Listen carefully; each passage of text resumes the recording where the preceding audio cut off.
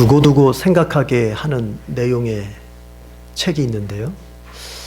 저는 개인적으로 그 내용을 늘 되새겨보면서 신앙생활 한다고 하는 것이 어떤 의미일까를 반추해보는 그런 내용입니다.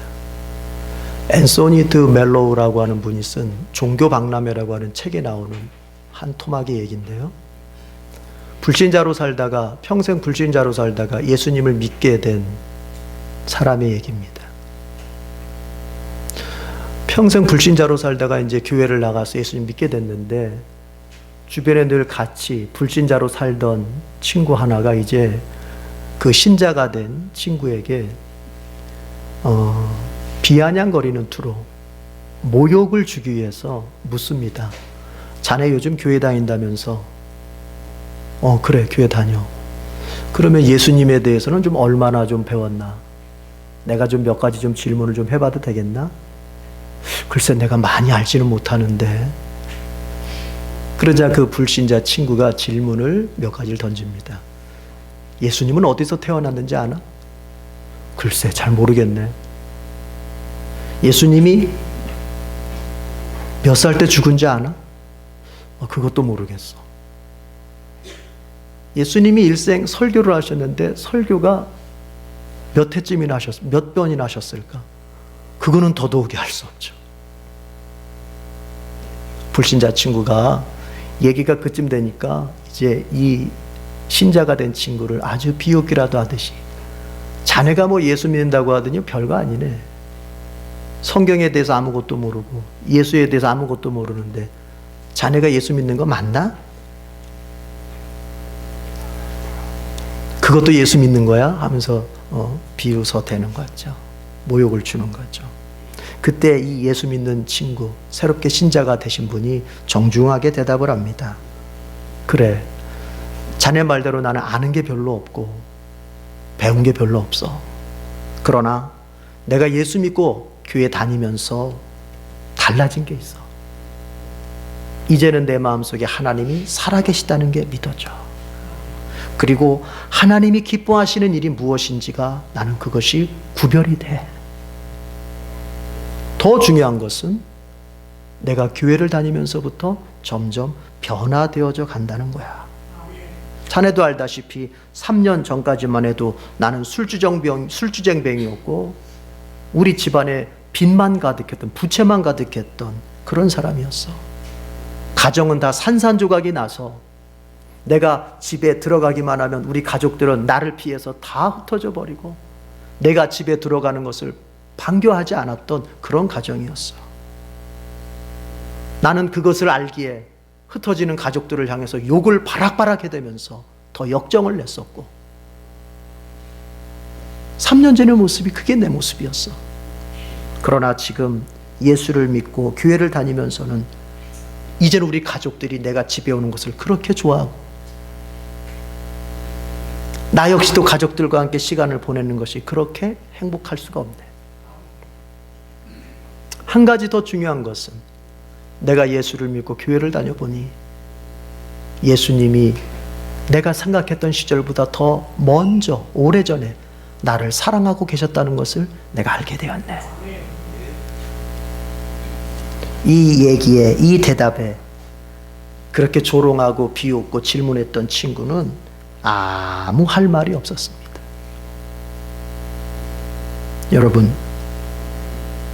여러분은 이 이야기를 들으면서 어떤 생각이 드십니까? 믿는다는 게 뭡니까? 믿는 것은 아는 게 아닙니다. 믿는 것은 변하는 것입니다. 우리 다 같이 한번 따라해 봅시다. 믿는 것은 변하는 것이다. 변화되어 사는 것, 변화되어 사는 이것, 그게 믿는 거예요. 변화가 일어나지 않는 믿음은 참 믿음이라고 볼 수 없어요. 만약에 예수님을 믿는 그 믿음이 참 믿음이라면 그 사람은 반드시 변화되게 돼 있어요. 참 믿음은 변화를 일으킬 수밖에 없어요. 왜 그런가? 그 이유가 있어요. 왜 참 믿음은 변화를 일으킬 수밖에 없느냐? 여러분, 믿음이라는 게 뭘까요? 믿음이라고 하는 것은 예수님에 대한 그 사람의 인격적인 태도를 말하는 거예요. 믿음이라고 하는 것은 어떤 종교 활동이 아니에요. 믿음은 신비한 체험을 많이 하는 것도 아니에요. 믿음은 태도요, 반응입니다. 예수님에 대한 어떤 태도, 예수님에 대한 어떤 반응, 이게 믿음이에요. 성경이 말하고자 하는 그 믿음은 바로 그걸 얘기하는 거예요.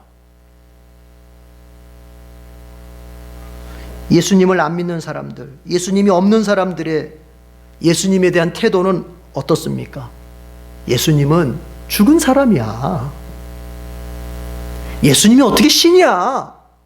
2000년 전에 태어나서 잠시 살다가 죽은 사람이야. 조금 더 인심을 쓴다면은 그래도 훌륭한 삶을 살았던 4대 성인 중에 한 분이지. 이게 예수님 없는 사람의 예수님에 대한 태도예요. 이것이 그들의 믿음이에요. 그러나 예수님이 있는 사람, 그의 심령 속에 예수의 영이 있는 신자의 태도는 어떻습니까? 신자가 가지고 있는 예수님에 대한 태도는 어떻습니까? 예수님은 나를 죄에서 구원해 주시는 구세주이시다. 예수님은 나의 삶의 모범이 되신다. 더 나아가서는 삶 그 자체의 주인이시다. 이게 신자된 자의 태도예요. 예수님에 대한 태도예요. 그걸 가리켜서 성경은 믿음이라고 말하는 거예요. 우리가 요한복음 1장 12절에서 많은 사람들이 예수님께서 자기의 땅에 찾아왔지만 자기의 백성들이 예수님을 알아보지 못하고 다 거부할 때 1장 12절로 이렇게 들어가지 않습니까? 거부하는 사람들이 그렇게 많을 때에 그 가운데서 누군가가 예수님을 영접하는데 그 예수님을 영접하는 자들에게 하나님의 자녀가 되는 권세를 주신다고 이렇게 기록되어 있어요. 예수님을 영접한다고 하는 것, 곧 그것은 믿음이라고 말하는데 여러분, 그것은 태도가 바뀌었다는 얘기예요. 예수님을 거부하고 예수님을 몰아내고 예수님을 나의 구세주와 주님으로 거부했던 사람이 이제는 예수님을 나의 구세주와 주님으로 받아들이는 것으로 그 태도가 바뀌었다는 얘기예요. 그게 믿는 거예요. 그 중에서 한 가지, 예수님이 나의 구세주이시고 예수님이 나의 주님이실 뿐만 아니라 내가 어떻게 삶을 살아가야 될지 나의 삶의 모델이 되신다고 하는 그 태도, 그것이 있습니다. 자, 예수님이 나의 삶의 모델이라고 하는 태도가 믿음 안에 있는데 그 믿음이 그 사람 안에 있다면 그 사람은 이제부터 뭘 애쓰게 될까요? 나의 삶을 어떻게 살아가야 할지를 누구한테 배우려고 했을까요? 세상의 철학일까요? 세상의 어떤 유명한 사람들의 이야기들일까요? 아니요. 예수님에게서 그 삶을 어떻게 살아가야 할지를 배우게 되는 거예요. 그러니까 변화될 수밖에 없어요. 예수님으로부터 삶의 자세를 배우고 예수님으로부터 삶의 내용을 배우려고 애쓰는데 어떻게 그 삶이 예수님이 원하시는 방향으로 점점 안 바뀔 수 있다는 얘기입니까? 안 바뀌는 게 기적이죠. 안 바뀌는 게 기적이라고요. 바뀌는 게 당연합니다. 그래서 그 사람이 예수님에 대한 참 믿음을 가지고 있으면 그 사람은 변화될 수밖에 없습니다. 만약 그가 당장에 변화되지는 못한다 하더라도, 만약에 당장에 변화되는 것은 힘들어한다 하더라도 적어도 변화되지 못하는 자기의 양심에 찔림이 있고 내가 변화되어야 될 것을 알지만 변화되지 못하는 이것에 대해서 무거운 마음 정도는 적어도 가지고 있게 되는 거예요. 그 사람이 신자라면, 믿음이 참 믿음이라면. 그 변화 중 참 중요한 변화가 한 가지 있습니다. 그것이 뭘까요? 그게 바로 겸손입니다. 예수님을 믿으면 그 사람에게서 당장에 나타나는 변화 중에 참 중요한 변화가 겸손입니다. 겸손을 알려면 먼저 교만을 이해를 해야 돼요. 교만이 어떤 것인지를 알아야 겸손을 알 수 있어요. 교만은, 여러분, 교만의 뿌리는 자신을 모든 것의 중심으로 여기는 마음이에요. 내 중심이에요. 높아진 마음 이런 게 문제가 아니에요. 교만의 뿌리는 내 중심이에요. 내 중심으로 생각하고 내 중심으로 판단하고 내 중심으로 모든 주변과 사물과 사람을 바라보는 거예요. 이게 교만한 거예요. 자기만 중심입니다. 그걸 신학자들이 표현할 때는 우주의 중심을 자기로 여긴다 이렇게 표현하는 거예요. 그래서 자기가 중심이기 때문에 자기 주변에 대해서는 항상 무시하고 우습게 여기고 함부로 대하게 되는 거죠. 심지어 이 교만은 누구까지 무시하고 함부로 대하게 되느냐? 하나님까지도 무시하고 함부로 대하게 되는 거예요. 하나님도 주변으로 밀어내는 거예요. 하나님 위에다가 자기를 세우는 거예요. 중심에 있어야 할 창조주를 밀어내고 자신이 그 중심에 서는 거예요. 이게 교만이에요. 겸손해진다고 하는 것은 그 교만의 마음을 바꾸는 거예요. 이런 사람은 늘 자기 중심에서 생각합니다. 그래서 자기 말만 중요하고 자기 입장만 중요하고 또 하나 특징이 뭐냐면 자기가 입은 상처만 제일 큽니다. 그래서 이렇게 말할 수 있어요. 상처를 잘 받는 사람은 교만한 사람이에요. 그 사람이 상처를 잘 받는다 할 것 같으면 상처를 잘 받는 이유가 있어요. 교만하기 때문에 그런 거예요. 상처를 잘 받는 이유가 뭐냐? 자기를 항상 중심에 두기 때문에 상처를 잘 받는 거예요. 다른 사람을 중심에 두고 하나님을 중심에 두면 상처받을 일이 없는데, 그러니까요, 만약에 내가 상처를 잘 받는 사람이라 할 것 같으면 이렇게 이해하면 됩니다. 나는 교만한 사람이구나. 내가 내 자신을 늘 중심으로 여기는 사람이구나. 겸손은 때로는 교만이 겸손을 가장한 교만도 있을 수 있어요. 진짜 겸손이 아니라 속에는 교만이 있어요. 이렇게 하면 사람들이 나를 좀 겸손하다고 봐주겠지. 이렇게 하면 사람들이 나를 좀 착하다고 인정해 주겠지. 그걸 계산하면서 행동을 하는 거예요. 그건 가장된 겸손이죠. 그런데 그 사람이 정말로 겸손해서 착해서 그걸 하는지, 아니면은 겸손을 가장한, 착함을 가장한 교만함으로 그걸 하고 있는지 이제 분별될 때가 있습니다. 내 자신에게 분별될 때가 있습니다. 그게 어느 때일까요? 내 마음이 섭섭해질 때가 바로 그때예요. 내 마음이 섭섭함이 오는 이유는 다른 게 아니에요. 내가 진짜 겸손함으로 그걸 하고 있지 않기 때문에 섭섭해지는 거예요. 내가 지금은 뭔가를 하는데 사람들이 은근히 나를 봐주길 바라고, 사람들이 나를 은근히 알아주기를 바랬던 마음이 내 속에 있었던 거예요. 다른 사람들이 그걸 해주지 않자 마음이 섭섭해지는 거예요. 그러니까 내 마음이 섭섭해지거든, 아하, 나는 겸손하지 못하구나. 우리는 이상한 면을 가지고 있습니다. 방금 얘기했던 겸손을 가장한 교만이라고 하는 그 맥락에서 말씀을 드리는 거예요. 우리는 이상한 면을 가지고 있어요. 우리는 하나님 앞에서 이렇게 얘기를 잘해요. 하나님, 저는 죄인입니다. 하나님, 정말 저는 약한 사람이고 약점도 많이 가지고 있는 사람입니다 라고 넙죽넙죽 기도할 때는 고백을 참 잘해요. 그런데 이제 보십시오. 누군가가 와서 당신은 이런 약점을 가지고 있습니다, 당신의 이런 면들은 이건 잘못된 겁니다 라고 얘기하면 화가 나요. 왜 그렇죠? 방금 내가 내 입술로 하나님 앞에서 하나님, 나는 죄인 중에 괴수입니다 라고 고백은 하는데, 누군가가 와서 정말로 내 모습이 죄인 중에 괴수라고 하는 모습을 지적하면 화가 나요. 화를 내요. 왜 나를 지적하냐고. 왜 나를 지적하냐고. 여러분, 이것을 어떻게 바라봐야 될까요? 본인이 하나님 앞에 내가 죄인입니다 할 때 그것은 괜찮고, 정말로 하나님께서 그래 네가 죄인이구나, 그래 네 죄를 내가 알게 하겠다 해가지고 누군가를 통해서, 지체들을 통하든 아니면 목사의 설교를 통하든 아니면 누군가를 통해서든 그 내 죄를 지적할 때는 왜 화가 나죠? 그것은 내가 하나님 앞에서 하나님, 내가 죄인입니다 라고 했던 그게 거짓이었기 때문에 그런 거예요. 거짓이었기 때문에. 참 고백이 아닌 거죠. 정말로 내가 하나님 앞에서 내가 죄인입니다라고 참 고백을 할 때 누군가가 와서 나를 지적한다면 그것이 하나님이 나를 알게 하시고 깨닫게 하시는 길일 텐데 왜 그게 화가 납니까? 남이 나를 지적하기 전에 남이 나를 죄를 지적하기 전에 내가 내 입으로 스스로 하나님 앞에 죄인이라고 먼저 말하지 않았습니까? 그게 참이라면 왜 화가 납니까? 왜 자존심이 상합니까? 이상하잖아요. 다윗이 밧세바를 범했습니다. 그 사건은 하나님만 아십니다. 밧세바의 남편 우리아까지 죽였습니다. 그것은 하나님만이 아십니다. 1년여 동안 다윗은 하나님 앞에서 고통스러웠을 것입니다. 정말 하나님 앞에서 그는 그 마음에 고통을 안고 자신이 하나님 앞에 죄인이라고 아마 느꼈을 것입니다.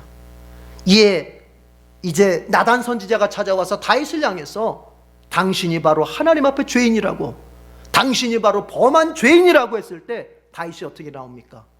왕이지만 맞습니다. 내가 죄인입니다. 하고 그 앞에서 꼬꾸라져서 회개하게 됩니다. 이게 참 회개예요. 여러분과 제가 하나님 앞에서 주님, 저는 정말 약한 죄인입니다.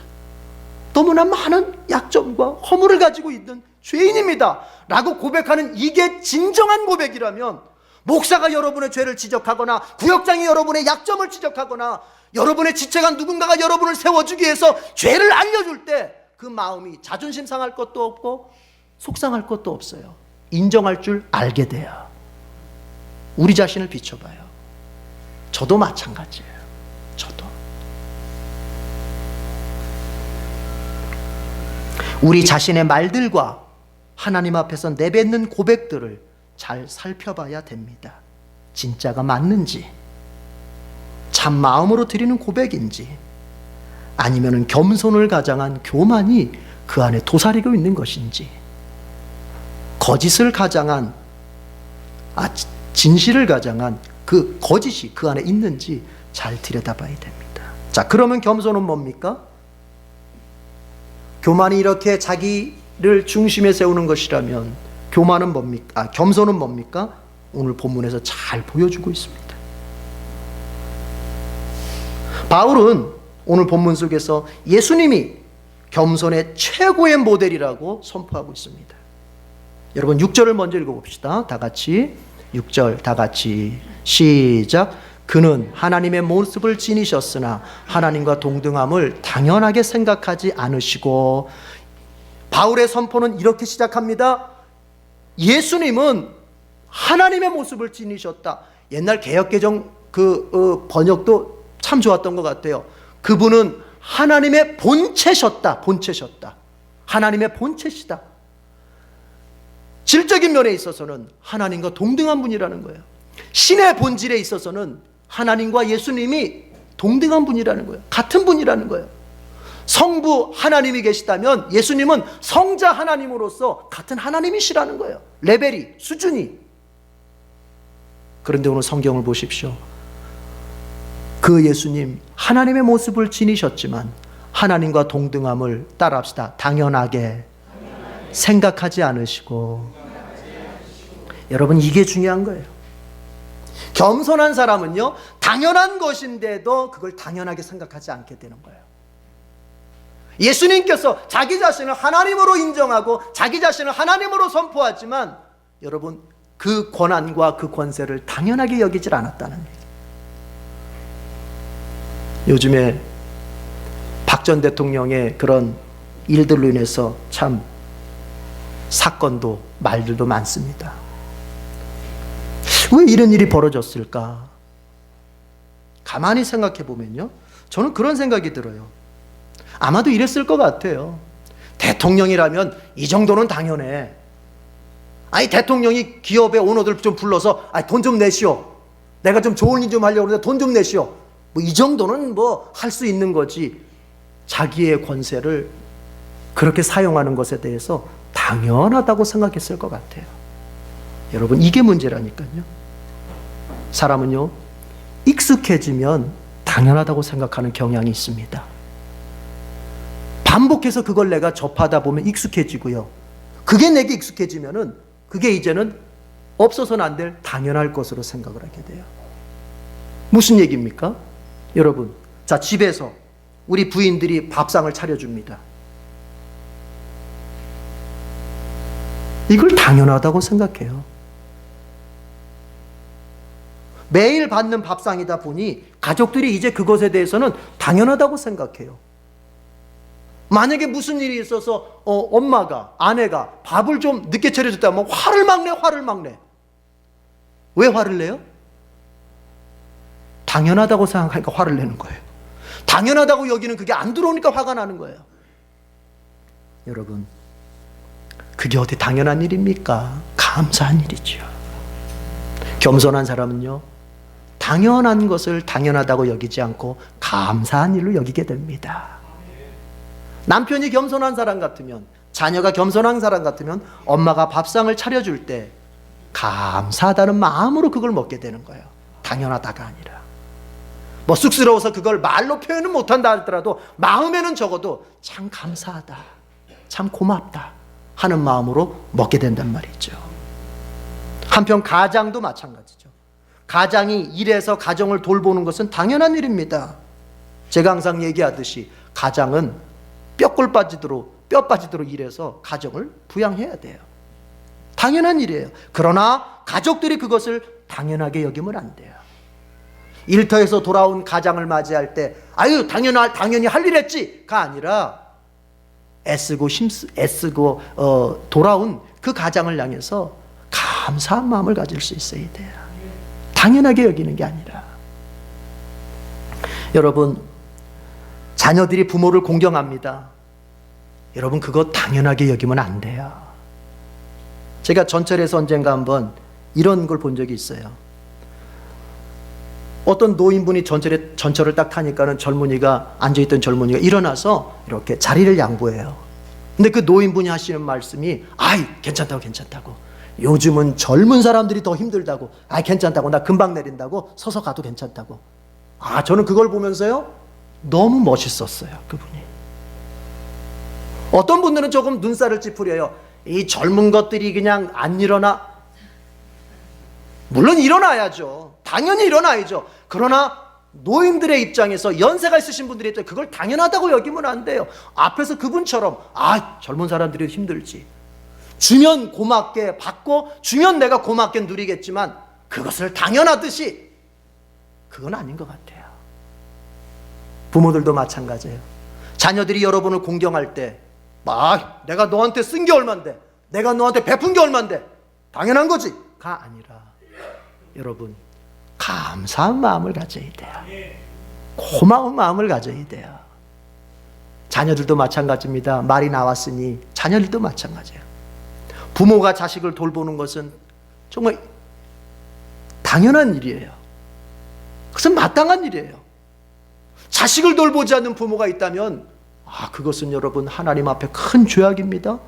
뉴스를 가끔 보다 보면 자식에게 책임을 다하지 않는 부모들 뉴스가 나오는데 그건 하나님 앞에 큰 죄입니다. 부모는 마땅히 자식을 잘 키우기 위해서 온 힘을 다 쏟아부어야 돼요.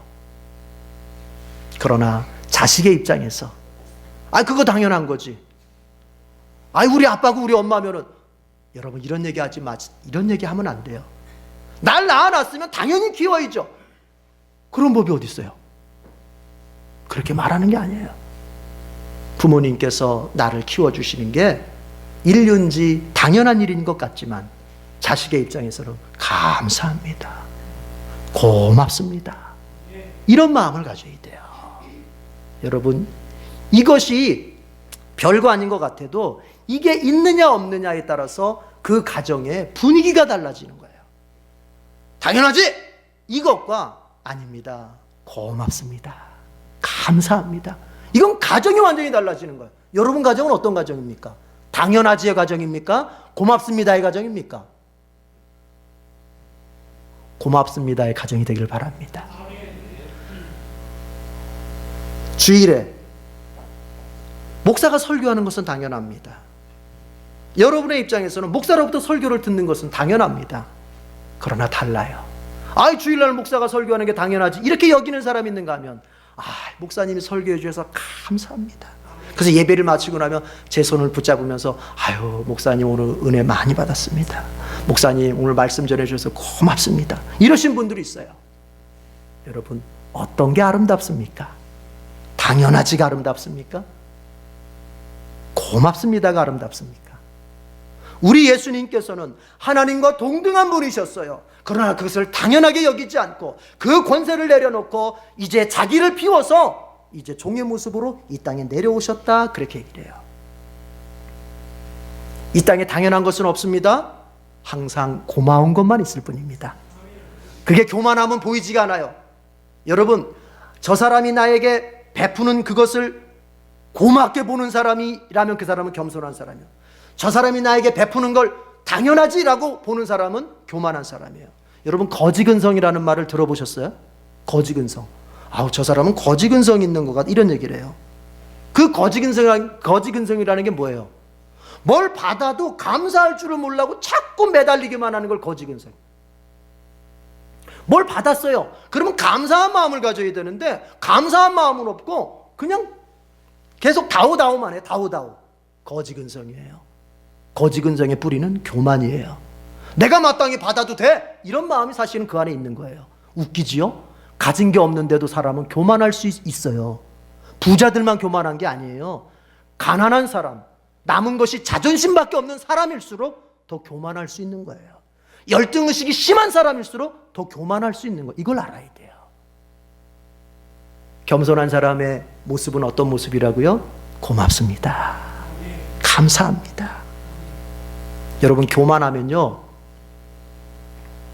마귀의 밥입니다. 마귀가요 세상 사람들을 시험하는 것과 그리스도인을 시험하는 게 달라요. 마귀가 세상 사람들을 시험할 때는요 세상적인 것들을 가지고 시험해요. 그러나 마귀가 그리스도인들을 시험할 때는요 교만을 가지고 시험합니다. 교만을 가지고. 내가 예수님을 믿었어도 아직 내 안에 겸손함의 그릇이 형성되어 있지 않으면 마귀가 쉽게 무너뜨립니다. 이걸 아셔야 돼요. 동방의 어느 교부가 이제 광야를 지나가고 있었어요. 그런데 마귀가 가브리엘 천사로 둔갑을 해가지고는 이제 교부에게 나타나서 나는 하나님이 보내신 가브리엘 천사인데 하나님께서 당신에게 가보라고 하면서 나를 보냈다고, 이렇게 마귀가 변장을 해가지고 가브리엘 천사로 그렇게 와서 시험을 했어요. 그런데 그 교부가 뭐라 그러냐면 그럴 리가 없습니다. 나같이 허물이 많고 나같이 죄 많은 사람에게 하나님께서 가브리엘 천사를 보낼 리가 없습니다. 그러실 리가 없을 텐데요. 정말 그 교부가 죄 많고 허물 많아서가 아니라 나는 죄 많고 허물 많은 사람이라 가브리엘 천사 그분을, 그렇게 거룩한 분을 하나님 보내실 리가 없다고. 그랬더니 그 마귀가 본 모습으로 싹 돌아와서는 뭐라고 하고 하는 줄 아세요? 이야, 겸손한 사람은 내가 시험도 할 수 없구나. 따라합시다. 겸손한 사람은 마귀가 시험할 수 없다. 내가 시험에 잘 넘어가고 내가 어떤 면에 신앙적인 시험을 잘 경험하고 내가 어떤 면에 인간관계적인 면에서 시험을 잘 당하는 이유는요 내가 교만하기 때문에 그런 거예요. 내가 높아져 있으면 내 곁에는 모든 사람들이 무릎을 꿇고 고개를 숙이고 조아려야 되는데 그러지 않은 사람들이 보면 내 마음속에 섭섭함이 생기는 거예요. 자꾸. 그러나 겸손한 사람은요 마귀가 시험을 못해요. 그저 자기를. 그 예수님께서는 당연한 것을 당연한 것으로 여기지 않고 오히려 자기 자신을 어떻게 했냐. 7절 다 같이 읽어보겠습니다. 7절 다 같이 시작. 오히려 자기를 비워서 종의 모습을 취하시고 사람과 같이 되셨습니다. 그는 사람의 모양으로 나타나셨습니다. 예수님의 겸손 첫 번째가 당연한 것을 당연한 것으로 여기지 않고 오히려 감사한 마음으로 여겼다면, 두 번째는 뭐냐 여러분?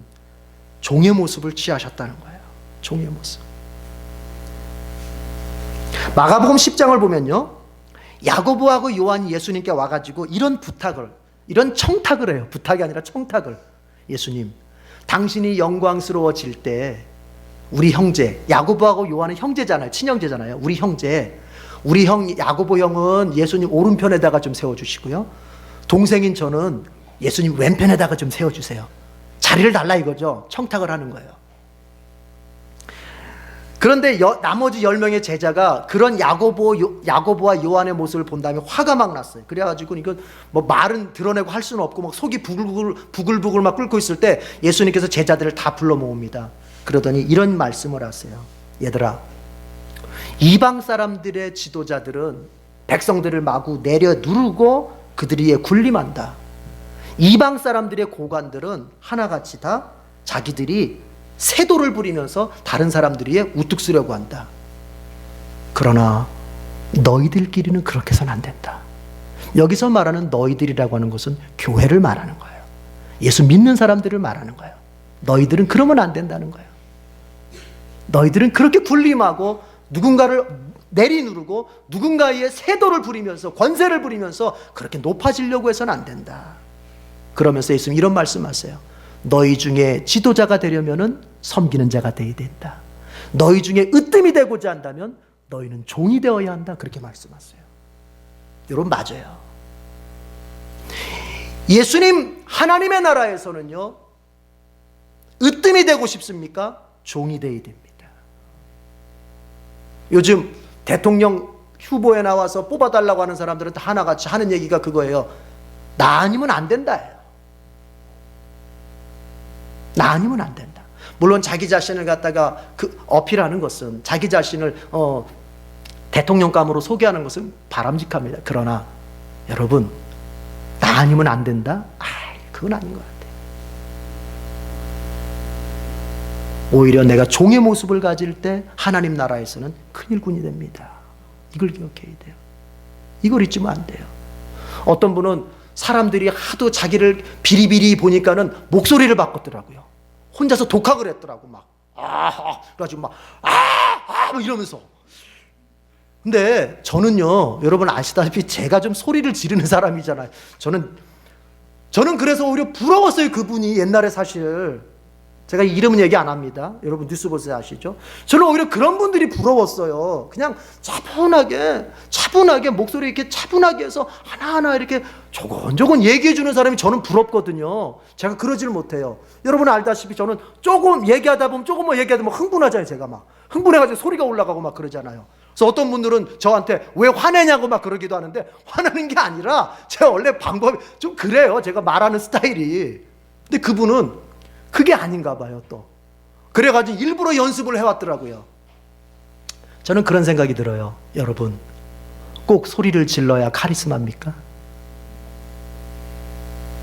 소리를 질러야 강해 보입니까? 우리 국민들 수준이 아직 멀었어요. 그게 뭐냐? 그 연설의 내용이 뭐냐는 관심이 없고, 그 그 음성이라고 하는 것이 강하게 들리냐 부드럽게 들리냐 이거에만 생각이 있는 거예요. 그 내용이 여러분 질리면 그걸 받아들여야죠. 그 사람이 조곤조곤 얘기해도, 작게 얘기해도 그 내용이 질리면 받아들여야죠. 아무리 소리를 질러대고 막 대단한 수사학을 써서 얘기를 한다 하더라도 그 내용이 진리가 아니면 받아들이면 안 되죠. 근데 그게 어디서 나오느냐? 사람들 안에는요, 뭔가 막 이렇게 있어 보이는 거예요. 그냥 겸손하게 종의 모습으로 예 그런 거예요. 예 그런 겁니다. 이러면은 무슨 이게 비일비일해 보이고 지도자감으로 안 보이는 거. 이게 의식 수준이 바뀌어야 돼요. 여러분, 이런 얘기도 제가 옛날에 들었어요. 참 그런 건 바람직하지 못한 모습인데요. 목사가 목회를 잘하려면 깡패 같아야 된다. 제가 그 전에 부교육자로 있을 때 담임 목사님이 저한테 해주신 얘기예요.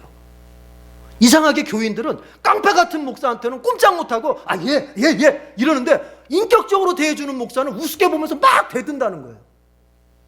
그래서 상계동에 있는 어떤 교회는 목사님 자체가 깡패 출신이에요. 그래도 그 상계동에 옛날에 막 죄송합니다. 그 상계동에 막 좀 뭐 철거민들 어떠면서 좀 이렇게 안 좋은 사람들이 거기 몰려 있었잖아요. 근데 깡패 같은 목사님이 가서는 그 사람들을 다 장악해버린 거예요, 다. 그러니까 그 교회는 그 목사님 말이라면 그냥 예. 그래서 총회장까지 나가십시오. 교회가 지원해드리겠습니다. 총회장까지 나갔었죠. 여러분, 저는 그걸 보면서 이게 한국 사회도 마찬가지고 한국 교회도 그렇고, 왜 우리는 이렇게 인격적으로 부드럽게, 뭔가 이렇게 선량하게 나오면 그걸 약하게 보고, 그것은 짓밟아도 되는 것처럼 보이고, 그건 무시해도 되는 것처럼 보이고, 막 우악스럽고 포악스럽고, 뭔가 이렇게 막 이렇게 하면은 그거에 대해서는 카리스마가 있다. 수준을 좀 바꿔야 돼요. 수준을. 예수님은 종의 모습으로 오셨어요. 이사야가 이렇게 소개합니다. 53장에서, 이사야 53장에서 그분은 외적으로 볼 때 전혀 리더감이 아니다. 그분은 외적인 모습을 볼 때 소리 질러대고 외쳐대는 그런 리더감이 아니다. 오히려 사람들이 볼 때는 볼품이 없어 보이는 그런 분이라고 메시아를 소개하고 있어요. 여러분, 예수님은 종의 모습으로 오셔서 종처럼 사셨어요. 교회와 세상의 리더십의 기준은 다릅니다.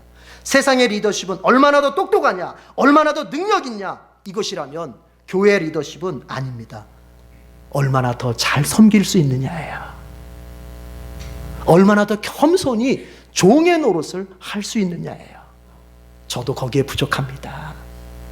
그렇지만 우리 모두 다 같이 애써야 될 것입니다.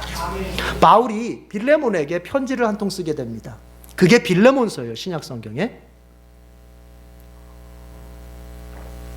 그 내용의 핵심은 이겁니다. 오네시모를 형제로 받아주라는 것입니다, 빌레몬한테.